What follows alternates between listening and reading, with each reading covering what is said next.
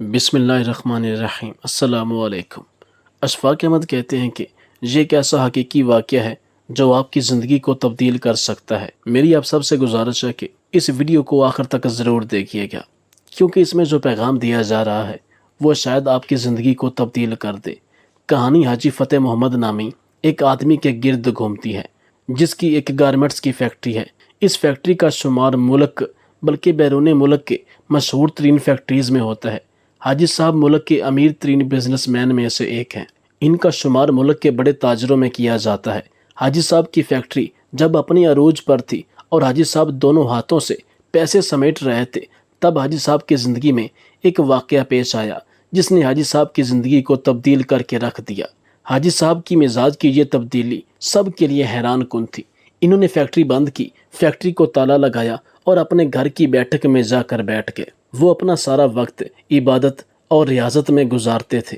اللہ تعالیٰ نے انہیں اس ریاضت کا بڑا خوبصورت صلہ دیا تھا۔ وہ اندر سے روشن ہو گئے تھے۔ وہ صبح 8 بجے اپنی بیٹھک کا دروازہ کھولتے اور رات گئے تک ان کے گرد لوگوں کا مجمع رہتا تھا۔ لوگ اپنی اپنی حاجت لے کر ان کے پاس آتے تھے۔ وہ ان کے لیے دعا کا ہاتھ بلند کرتے اور اللہ تعالیٰ سائل کے مسائل کو حل فرما دیتا۔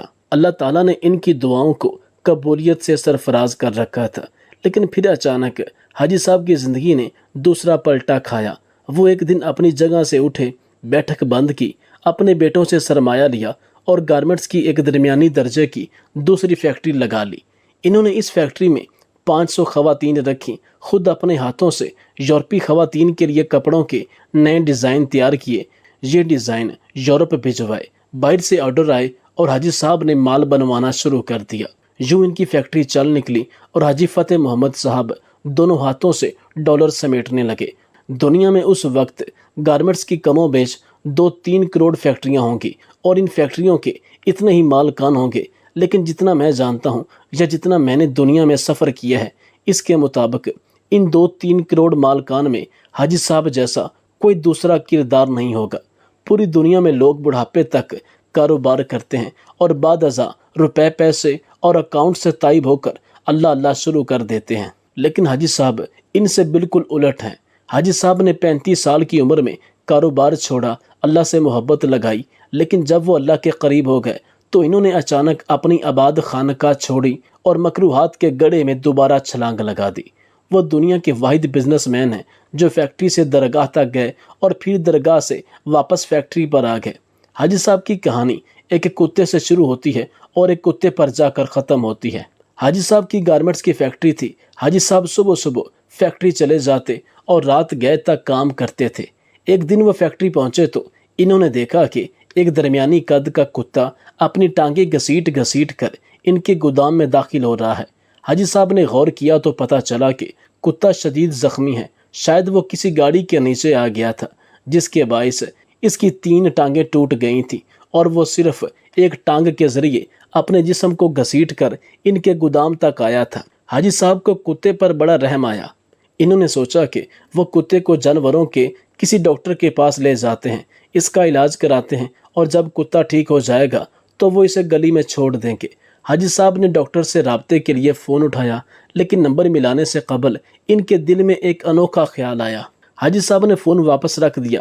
حاجی صاحب نے سوچا کہ کتا شدید زخمی ہے، اس کی 3 ٹانگیں ٹوٹ چکی ہیں، اس کا جبڑا زخمی ہے اور پیٹ پر بھی چوٹ کا نشان ہے، چنانچہ کتا روزی روٹی کا بندوبست نہیں کر سکتا۔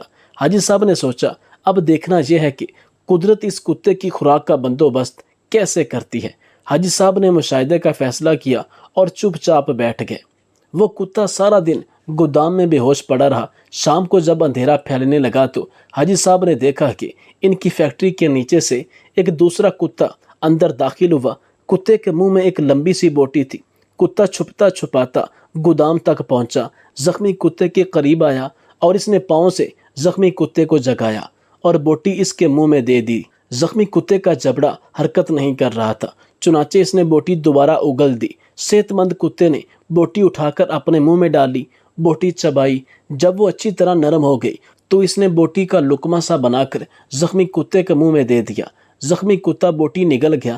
اس کے بعد وہ کتا گودام سے باہر آیا۔ اس نے پانی کے حوض میں اپنی دم گیلی کی، واپس گیا اور दुम जख्मी कुत्ते के मुंह में दे दी। जख्मी कुत्ते ने सेहतमंद कुत्ते की दुम चूस ली। सेहतमंद कुत्ता इस कार्रवाई के बाद इत्मीनान से वापस चला गया। हाजी साहब मुस्कुरा पड़े। इसके बाद ये खेल रोजाना होने लगा। रोज कुत्ता आता और जख्मी कुत्ते को बोटी खिलाता, पानी पिलाता और चला जाता। हाजी साहब ये खेल कई दिनों तक देखते रहे। एक दिन हाजी साहब ने अपने आप से पूछा, वो कुदरत जो इस जख्मी कुत्ते को रिज़्क फराहम कर रही है, क्या वो मुझे 2 वक्त की रोटी नहीं देगी? सवाल बहुत दिलचस्प था। हाजी साहब रात देर तक इस सवाल का जवाब तलाश करते रहे, यहाँ तक कि वो तवक्कल की हकीकत को भांप गए। इन्होंने फैक्ट्री अपने भाई के हवाले की और तर्को दुनिया हो गए। वो महीने में 30 दिन रोजे रखते और सुबह सादक से अगली सुबह तक रकू और सजूद करते। वो बरसों अल्लाह के दरबार में खड़े रहे। इस अरसे में अल्लाह इन्हें रिज़्क भी देता रहा और इनकी दुआओं को कबूलियत भी मिलती रही, यहाँ तक कि वो सूफी बाबा के नाम से मशहूर हो गए और लोग इनके पाँव की खाक का तवीज़ बनाकर गले में डालने लगे। फिर एक दूसरा वाक़या पेश आया और सूफी बाबा दोबारा हाजी साहब हो गए। ये सर्दियों की एक नीम गर्म दोपहर थी। सूफी बाबा की बैठक में दर्जनों अकीदतमंद बैठे हुए थे। सूफी बाबा इनके साथ रूहानियत के रमूज पर बातचीत कर रहे थे। बातों ही बातों में सूफी बाबा ने कुत्ते का किस्सा छेड़ दिया और इस किस्से के आखिर में हाजरीन को बताया कि रिज़्क हमेशा इंसान का पीछा करता है, लेकिन हम बेवकूफ़ इंसानों ने रिज़्क का पीछा करना शुरू कर दिया है। अगर अल्लाह के ज़ात पर तवक्कल जिंदा हो तो रिज़्क इंसान तक ज़रूर पहुंचता है, बिल्कुल उस कुत्ते की तरह जो ज़ख्मी हुआ तो दूसरा कुत्ता इस कुत्ते का रिज़्क लेकर इसके पास आया। मैंने इस ज़ख्मी कुत्ते से तवक्कुल सीखी है। मैंने दुनियादारी तरक की और अल्लाह की राह में निकल आया। आज इस राह का इनाम यह है कि मैं आप लोगों के दरमियान बैठा हूँ। इन 30 बरसों में कोई दिन ऐसा नहीं जब अल्लाह ताला ने किसी न किसी वसीले से मुझे रिज़्क ना दिया हो या मैं किसी रात भूखा सोया हूँ। मैं हमेशा उस ज़ख्मी कुत्ते को शुक्रिया कहता हूँ जिसने मुझे तवक्कुल का सबक सिखाया था। सूफी बाबा की महफिल में एक नौजवान प्रोफेसर भी बैठा हुआ था। नौजवान प्रोफेसर ने कहका लगाया और बोला, सूफी बाबा, इन दोनों कुत्तों में अफजल ज़ख्मी कुत्ता नहीं था, बल्कि वो कुत्ता था जो रोज़ शाम को ज़ख्मी कुत्ते को बोटी चबाकर खिलाता था और अपनी गीली दुम से इसकी प्यास बुझाता था। काश आपने ज़ख्मी कुत्ते के तवक्कल के बजाय सेहतमंद कुत्ते की खिदमत, कुर्बानी और इसार पर तवज्जो दी होती तो शायद आज आपकी फैक्ट्री 500-600 लोगों का चूल्हा जला रही होती।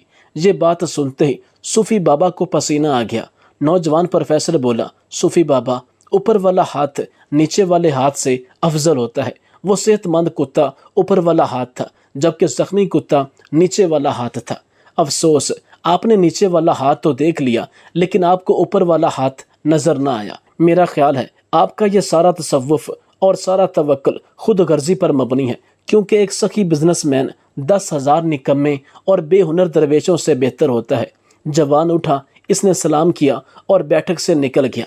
यहाँ हाजी साहब की ज़िंदगी ने दूसरा पलटा खाया। हाजी साहब ने 2 नफल पढ़े, बैठक को ताला लगाया और दोबारा फैक्ट्री खोल ली। अब इबादत भी करते हैं और कारोबार भी, और इनकी फैक्ट्री से 200-300 घरों का चूल्हा जलता है। गरीब लोग इनकी फैक्ट्री में काम करते हैं।